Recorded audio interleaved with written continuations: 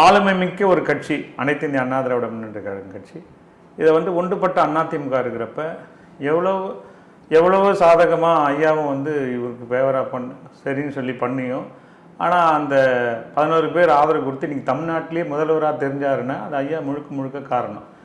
அந்த அதை கூட பெருதுப்படுத்தாமல் அவரை வந்து ஒரு அலட்சியப்படுத்தியும் அவர் இந்த கட்சியை விட்டு நீக்கியும் பல இடைஞ்சல்லாம் பண்ணியிருந்தார்.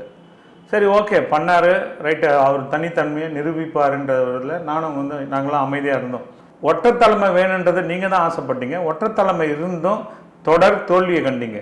நீங்கள் நாடாளுமன்ற தேர்தலில் ஒற்றைத்தலைமையாக தானே இருந்துச்சு.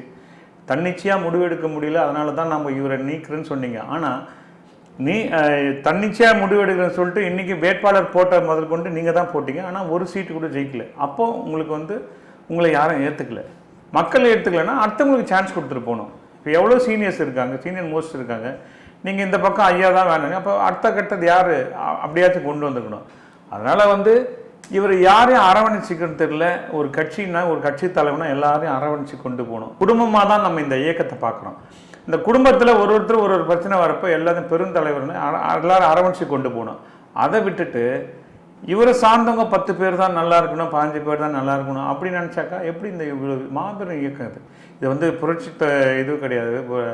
ஏபிஎல்ல புரட்சி பாரதம் கட்சி கிடையாது, இல்லை திருமாவளவன் கட்சி கிடையாது. இது மாபெரும் பெரிய இயக்கம்.